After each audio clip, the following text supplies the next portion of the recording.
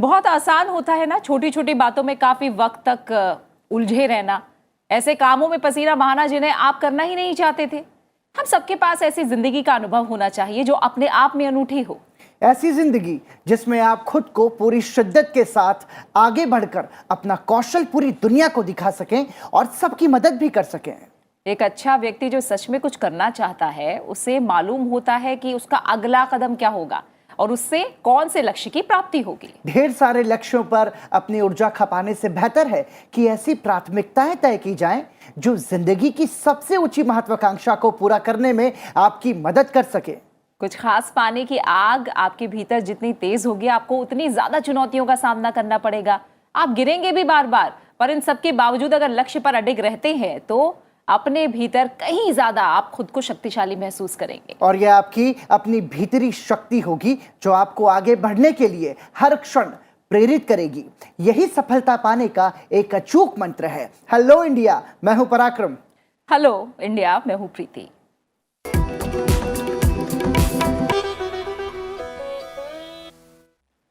और आइए सबसे पहले शुरुआत करते हैं देश की बड़ी राष्ट्रीय सुर्खियों के साथ। प्रधानमंत्री नरेंद्र मोदी ने लोगों से कोविड और ओमिक्रॉन के खिलाफ लड़ाई में किसी तरह की कोताही ना बरतने की अपील की है। मन की बात कार्यक्रम में प्रधानमंत्री ने कहा कि वैज्ञानिक ओमिक्रॉन का अध्ययन कर रहे हैं और हर रोज नए आंकड़े सामने आ रहे हैं। प्रत्येक व्यक्ति के प्रयासों के कारण ही हम इस महामारी पर काबू पाने में सफल रहे हैं। उन्होंने कहा कि विश्व के अन्य देशों की तुलना में हमें भारत के टीकाकरण के आंकड़ों पर गर्व होता है।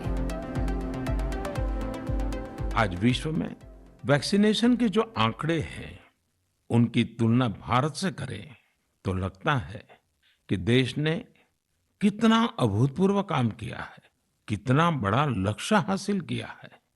वैक्सीन की 140 करोड़ डोज के पड़ाव को पार करना प्रत्येक भारतवासी की अपनी उपलब्धि है।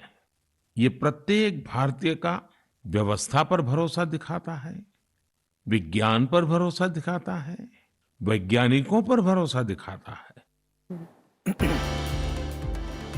दिसंबर के आखिरी रविवार को मन की बात कार्यक्रम में प्रधानमंत्री ने देश में हो रहे कुछ प्रेरक कार्यों का उल्लेख किया। प्रधानमंत्री ने गोवा के सागर मुले के प्रयासों की सराहना की जो सदियों पुरानी काव्य चित्रकला को विलुप्त होने से बचाने में लगे हैं। अरुणाचल प्रदेश में लोगों द्वारा 1 वर्ष से चलाए जा रहे एक अनूठे अभियान पर भी प्रधानमंत्री ने प्रकाश डाला जिसे अरुणाचल प्रदेश एयरगन सरेंडर अभियान कहा गया। इस अभियान में लोग स्वेच्छा से अपनी एयरगनों को वापस जमा करा रहे हैं ताकि राज्य में पक्षियों के अंधाधुंध शिकार को रोका जा सके। प्रधानमंत्री ने पुनीत सागर अभियान का उल्लेख किया जिसे 30,000 एनसीसी कैडेट्स ने समुद्र तटों से प्लास्टिक और मलबा हटाने के लिए शुरू किया है। प्रधानमंत्री ने सॉफ्ट वाटर नाम के एक स्टार्टअप के बारे में भी बताया जिसे कुछ युवाओं ने शुरू किया है।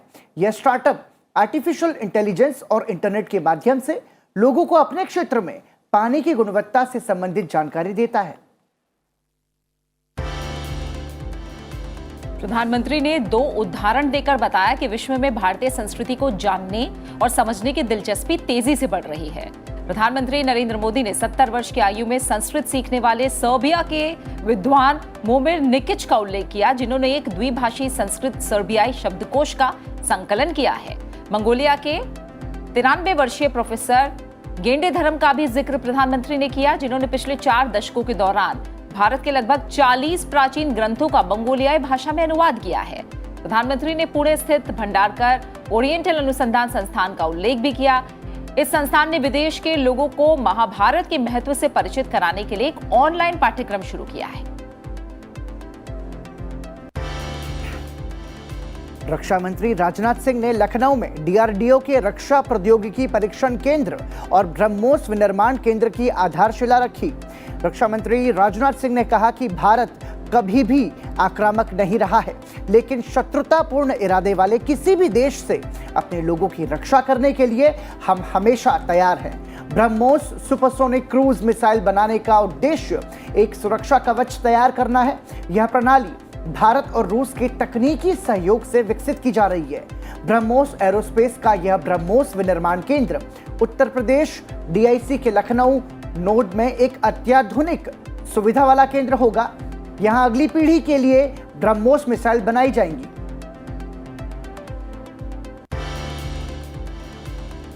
राष्ट्रपति रामनाथ कोविंद ने किराए की कोख या सरोगेसी विनियम अधिनियम 2021 को मंजूरी दे दी। इस कानून में सरोगेसी को वैधानिक मान्यता देने और इसके व्यवसायीकरण को गैर कानूनी बनाने का प्रावधान है।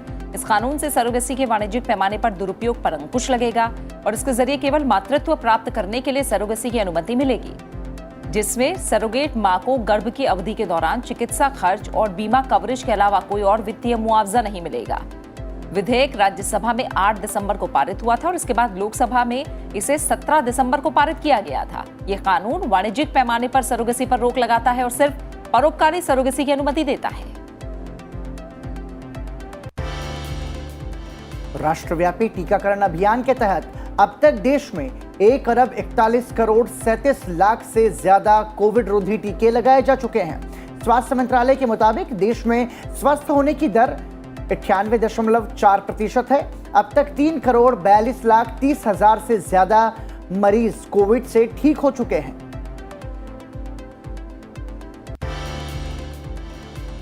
केंद्र सरकार ने कहा है कि अब तक राज्यों को कोविड वैक्सीन की 1 अरब 48 करोड़ 37 लाख से अधिक डोज उपलब्ध कराई जा चुकी हैं।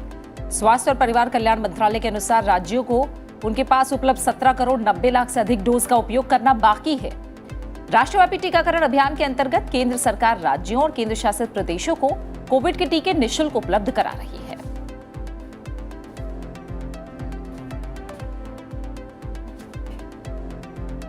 और आइए अब देखते हैं देश के चारों कोनों से राज्यों से आ रही बड़ी खबरें।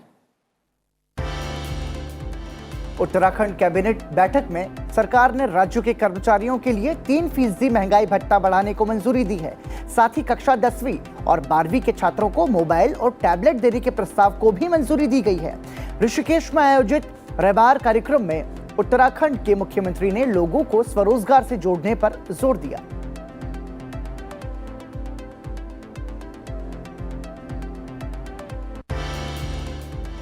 जम्मू कश्मीर के पुलवामा और शोपियां जिलों में 2 अलग-अलग मुठभेड़ों में 4 आतंकवादी मारे गए। इन आतंकियों से हथियार और गोला बारूद बरामद हुआ है। आईजी कश्मीर विजय कुमार ने बताया कि मुठभेड़ में लश्कर तैयबा के 2 आतंकवादी मारे गए हैं। एक आतंकवादी पिछले 1 साल से सक्रिय था। केरल में कोविड के मामलों में गिरावट देखने को मिली है। केरल में कोविड के मामलों में काफी कमी आई है। राज्य में कोविड के कुल 1824 नए मामले दर्ज किए गए, जबकि 16 लोगों की मौत हुई है। इसके साथ ही राज्य में कोविड से मरने वालों की संख्या 46,566 हो गई है। राज्य में कोविड के कुल सक्रिय मामले 22,691 हैं। केरल की स्वास्थ्य मंत्री वीना जॉर्ज ने कहा है कि राज्य 15 से 18 वर्ष के बीच की आयु के बच्चों के टीकाकरण के लिए तैयार है। केंद्रीय स्वास्थ्य और परिवार कल्याण मंत्रालय की ओर से दिशा निर्देश जारी होते ही टीकाकरण की सभी व्यवस्था कर दी जाएगी। दिल्ली सरकार ने राजधानी में रात्रि कर्फ्यू लगाने का फैसला लिया है। कोविड के बढ़ते संक्रमण को देखते हुए यह फैसला लिया गया है। कर्फ्यू रात 11 बजे से सुबह 5 बजे तक प्रभावी रहेगा। दिल्ली में कोविड संक्रमण के 290 नए मामले सामने आए हैं। पिछले 24 घंटों के दौरान 120 लोग स्वस्थ हुए और संक्रमण से एक व्यक्ति की मौत भी हुई है। मणिपुर में पिछले 24 घंटों के दौरान 17 लोग कोविड से संक्रमित हुए हैं। 712 नमूनों की जांच के बाद इन संक्रमित लोगों का पता चला है। राज्य में संक्रमण दर 2.4% है। इस अवधि में कोविड संक्रमण से एक व्यक्ति की मृत्यु हुई है। राज्य में अभी तक संक्रमण से 2001 लोगों की मौत दर्ज की गई है। इस बीच 16 मरीज स्वस्थ हुए हैं और स्वस्थ होने वालों की संख्या 1,23,540 हो गई है। ओडिशा में रविवार को कोविड-19 के 112 नए मामले सामने आए, जिसके बाद कुल संक्रमित लोगों की संख्या बढ़कर 10,53,881 हो गई। खुर्दा जिले में एक मरीज की मौत के बाद मृतकों की संख्या बढ़कर 8,452 हो गई है। नए संक्रमित मरीजों में 17 बच्चे हैं। खुर्दा जिले से संक्रमण के 56 नए मामले सामने आए हैं।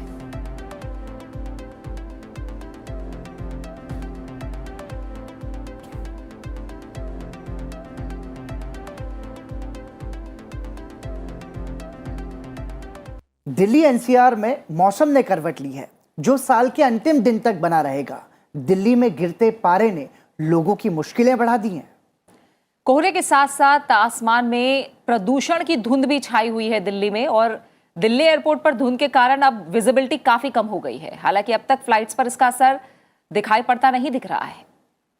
मौसम विभाग ने दिल्ली एनसीआर में कोहरा और आसमान में बादल के छाए रहने का अनुमान भी लगाया है। मौसम विभाग ने आने वाले दिनों में बारिश की संभावना भी जताई है।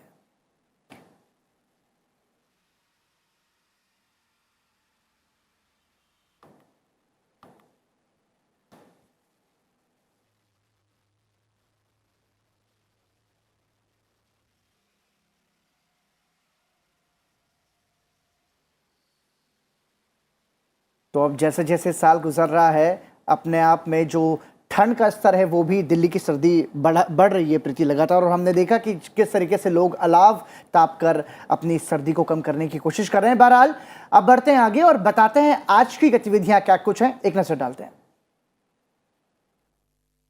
प्रधानमंत्री Narendra Modi Himachal Pradesh global investors meet के दूसरे ग्राउंड ब्रेकिंग समारोह की अध्यक्षता करेंगे। प्रधानमंत्री हिमाचल प्रदेश के मंडी में 11,000 करोड़ रुपए से अधिक की जल विद्युत परियोजनाओं का उद्घाटन और शिलान्यास करेंगे। साथ ही प्रधानमंत्री ने रेणुका जी बांध परियोजना की आधारशिला भी रखेंगे और ये परियोजना दिल्ली की जल आपूर्ति में पर्याप्त वृद्धि करके दिल्ली के लिए बहुत ज्यादा फायदेमंद साबित होगी। प्रधानमंत्री लोरी चरण 1 जल विद्युत परियोजना और धौला सिद्ध जल विद्युत परियोजना की आधारशिला भी रखेंगे। इसके अलावा प्रधानमंत्री सावरा कुड्डू हाइड्रो पावर प्रोजेक्ट का उद्घाटन करेंगे। लगभग 28,000 करोड़ रुपए की परियोजनाओं की शुरुआत के माध्यम से इस क्षेत्र में निवेश को बढ़ावा मिलने की उम्मीद है। साथ ही आज गृह मंत्री विज्ञान भवन के समिति कक्ष में नार्को कोऑर्डिनेशन सेंटर की तीसरी शीर्ष स्तरीय बैठक की अध्यक्षता करेंगे। तो ये आज की गतिविधियों पर हमने नजर डाली और अब बात करते हैं आपकी सेहत की, क्योंकि कहते हैं तन चंगा तो कटौती में गंगा, इसलिए बहुत जरूरी है कि हम अपनी सेहत का विशेष ध्यान रखें। और सेहत के सेगमेंट में आज हम बात करने वाले हैं सर्वाइकल की। सर्वाइकल जो कि अब एक तरह से बिल्कुल आम समस्या बन गया है। बड़ी संख्या में लोग इससे पीड़ित होते जा रहे हैं क्योंकि घंटों बैठकर काम करते हैं हम, और अक्सर गर्दन में दर्द की शिकायत रहती है, जिसे बहुत साधारण सा दर्द मानकर हम एक कभी कभी इग्नोर भी कर देते हैं। बिल्कुल, और बड़ी बात यह है कि जो हमारा लाइफस्टाइल है उसमें एक जैसा बैठे रहने की वजह से ये परेशानी बढ़ती है। और एक्सरसाइज या योग यदि हम करते हैं तो हो सकता है कि हमको इससे आराम मिल सके, क्योंकि हमारा जो आज का जो जीवन शैली है वो इस तरीके की हो गई है कि उसमें हम ज़्यादा वर्कआउट करने का समय नहीं निकाल पाते हैं। तो आपको बताते हैं कि क्या सर्वाइकल का ये जो दर्द होता है इसके होने का कारण क्या है, गर्दन का दर्द जिसमें होता है, सर्वाइकल पेन किस समय होता है, और जिस समय पर इसका इलाज नहीं किया जाए तो ये दर्द कैसे आपको परेशान कर सकता है, कौन कौन सी बीमारियां इसके माध्यम से आपको हो सकती है, इस हमारे एक्सपर्ट से समझते हैं।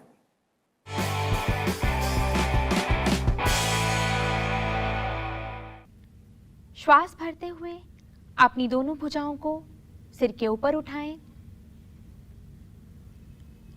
श्वास छोड़ें, कोहनियों को मोड़ें और अपने दाएं हाथ को बाएं कंधे पर, बाएं को दाएं कंधे पर रखें। ध्यान दें पीछे की ओर क्रॉस की आकृति बन जाए। कोहनियां कान के समीप हों, कमर गर्दन को सीधा रखें, आंखें बंद। सामान्य श्वास प्रश्वास के साथ आसन में बने रहें।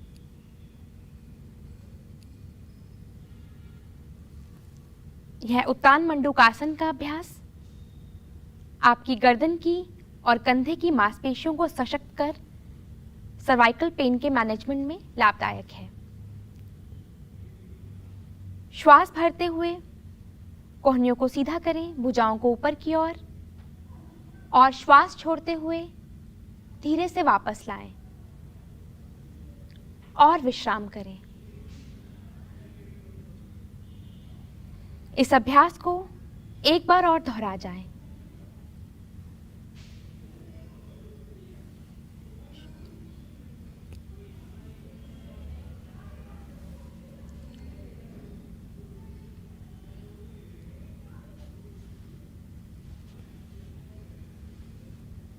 धीरे से वापस आएं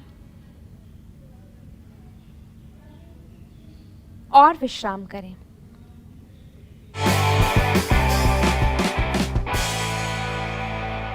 तो सर्वाइकल की समस्या से बचने के लिए उत्तान मंडूकासन आपके लिए फायदेमंद साबित हो सकता है और इसको आप इस्तेमाल कर सकते हैं। और यहाँ पर फिलहाल हम रुक रहे हैं एक ब्रेक के लिए और लखनऊ में 1857 से 1947 के बीच के आज़ादी के संघर्ष को देश के सबसे बड़े ड्रोन शो से दर्शाया गया। ड्रोन शो लखनऊ में हुआ जिसमें 500 ड्रोन, संगीत, लेजर लाइट जैसे माध्यमों के जरिए इसे पेश किया गया। यह आयोजन भारत सरकार के संस्कृति मंत्रालय और उत्तर प्रदेश के पर्यटन और संस्कृति विभाग के संयुक्त तत्वावधान में किया गया था। ब्रेक पे जाते जाते आप देखिए ड्रोन शो की कुछ खास झलकियां, बने रहिए हमारे साथ।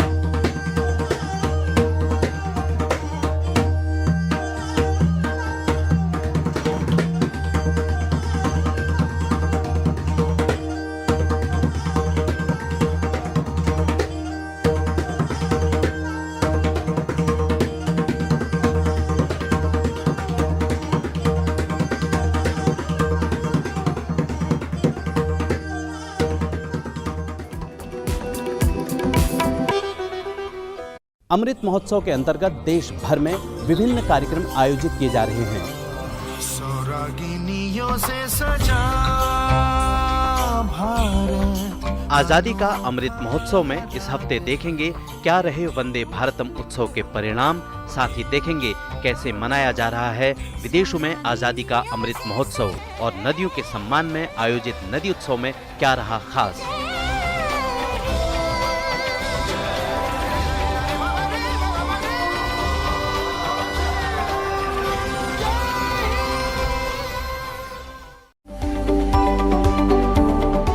We all know the importance of good health, but often we don't know how to achieve it. There's plenty of information available, but again, we don't know what is right and what is wrong. To know the truth and get your answers straight from some of India's top specialists, join me, Dr. Amrish Mittal, on Healthy India, only on Sunset TV.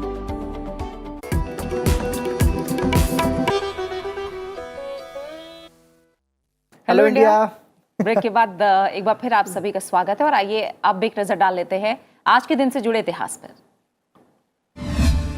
27 दिसंबर वर्ष 1942 में लांसन नायक Albert Ekka का जन्म झारखंड के गुमला जिले में हुआ। वे एक वीर भारतीय सैनिक थे जिनकी बचपन से ही भारतीय सेना में जाने की इच्छा थी, जो वर्ष 1962 में पूरी हुई। वर्ष 1971 के भारत पाकिस्तान युद्ध में अल्बर्ट एक्का ने वीरता, शौर्य और सैनिक हुनर का प्रदर्शन करते हुए अपने इकाई के सैनिकों की रक्षा की। गोलियों से छलनी होने के बावजूद दुश्मन को पूरी तरह नेस्ते नाबूद करके एक्का ने युद्ध में नई मिसाल पेश की। लांस नायक एल्बर्ट एक्का को मरणोपरांत देश के सर्वोच्च सैन्य सम्मान परम वीर चक्र से सम्मानित किया गया। 27 दिसंबर वर्ष 1945 में अंतर्राष्ट्रीय मुद्रा कोष की स्थापना की गई। यह एक अंतर्राष्ट्रीय संस्था है जो अपने सदस्य राष्ट्रों की वैश्विक आर्थिक स्थिति पर दृष्टि रखने का कार्य करती है। इसका मुख्यालय संयुक्त राज्य अमेरिका के वॉशिंगटन डीसी में है। दुनिया के 44 देशों के प्रतिनिधियों द्वारा अमेरिका के ब्रिटेन वुड्स में बैठक कर अंतर्राष्ट्रीय आर्थिक समझौते की रूपरेखा तैयार की गई। IMF का काम अपने सदस्य देशों को आर्थिक और तकनीकी सहायता प्रदान करना है। 27 दिसंबर वर्ष 1960 में फ्रांस ने अफ्रीका के सहारा रेगिस्तान में तीसरा परमाणु परीक्षण किया। इससे पहले फरवरी और अप्रैल महीने में भी फ्रांस द्वारा 2 और परीक्षण किए गए। इस घटना की जापान ने कड़ी निंदा की, जो पहले अमेरिका, ब्रिटेन और सोवियत संघ द्वारा किए गए परमाणु परीक्षणों का भी विरोध कर चुका था। रूस ने भी फ्रांस के इस कदम को संयुक्त राष्ट्र के परमाणु निशस्त्रीकरण प्रयासों के विरुद्ध बताया। इस परीक्षण के साथ ही फ्रांस ऐसे शक्तिशाली परमाणु प्रक्षेपास्त्र विकसित करने के करीब पहुंच गया। तो आज के दिन से जुड़े इतिहास के बारे में हमने जाना और अब बात करते हैं आपके करियर की। हमने पिछले दिनों आपसे माइक्रोबायोलॉजी और इसमें जो स्कोप है उसको लेकर बात की थी और आज हम खास तौर से बात करने वाले हैं फूड माइक्रोबायोलॉजी के बारे में।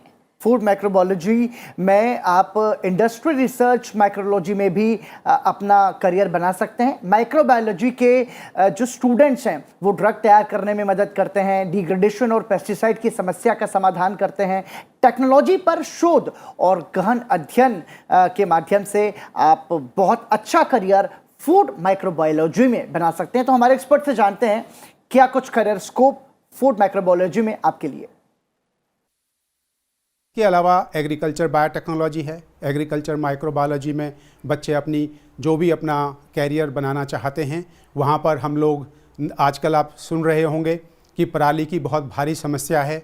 एनसीआर और इसके आसपास के जो जितने भी फार्मर्स हैं वो जलाते हैं, लेकिन हमारे यहाँ पर IRI के जो पूसा इंस्टीट्यूट के जो साइंटिस्ट हैं वो माइक्रोबायोलॉजिस्ट हैं। उन्होंने एक ऐसा माइक्रो ऑर्गेनिज्म का कंसोर्शियम तैयार किया है जिसके तहत पराली को 10 से 15 दिन के बीच में ही डिग्रेड करके उन खेतों को दोबारा से प्रयोग किया जा सकता है।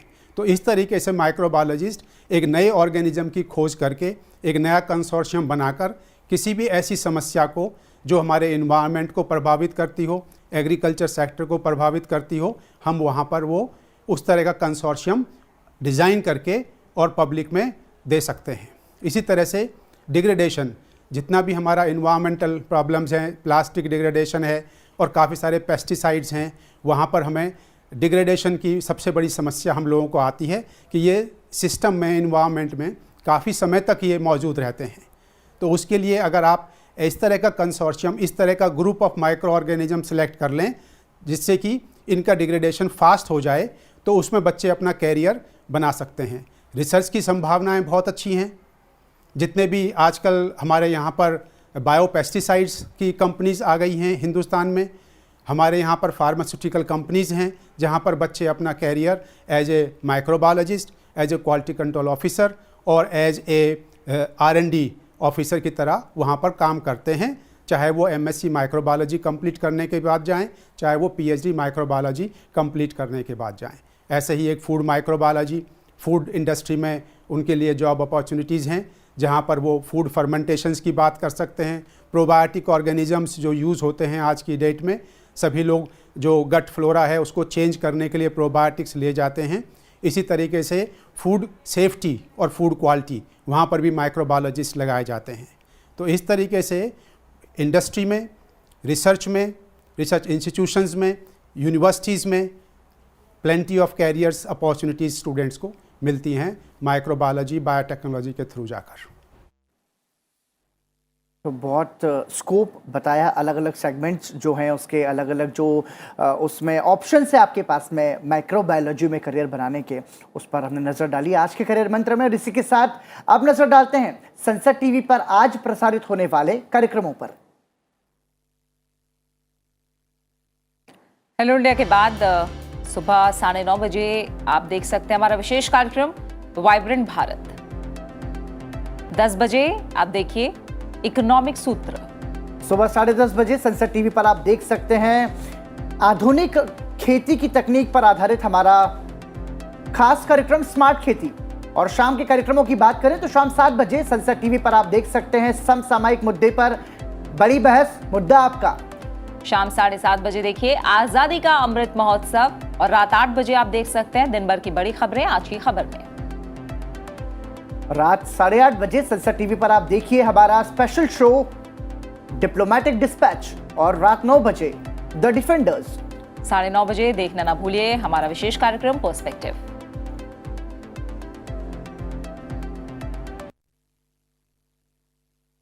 और इसी के साथ फिलहाल वक्त चला है आपसे इजाजत लेने का। और हाल ही में जवाहरलाल नेहरू स्टेडियम में मिनी इंडिया के विभिन्न रंग देखने को मिले और भारत की रंग बिरंगी संस्कृति जिस रंग में रंगी नजर आई वो रंग था देश प्रेम का। और ये मौका था संस्कृति मंत्रालय और रक्षा मंत्रालय द्वारा आयोजित अखिल भारतीय नृत्य प्रतियोगिता वंदे भारतम के ग्रैंड फिनाले का। ऐसा लग रहा था मानो संपूर्ण भारत जवाहरलाल नेहरू स्टेडियम के मंच पर उतर आया हो। चलते चलते आप देखिए इस कार्यक्रम के दौरान हुई एक प्रस्तुति जिसकी झलक, कार्यक्रम की झलक जो थी वो सबसे खास थी। और हमें दीजिए इजाजत, कल आपके साथ फिर मुलाकात होगी इसी समय सुबह 8 बजे हेलो इंडिया में। तब तक के लिए नमस्कार। नमस्कार।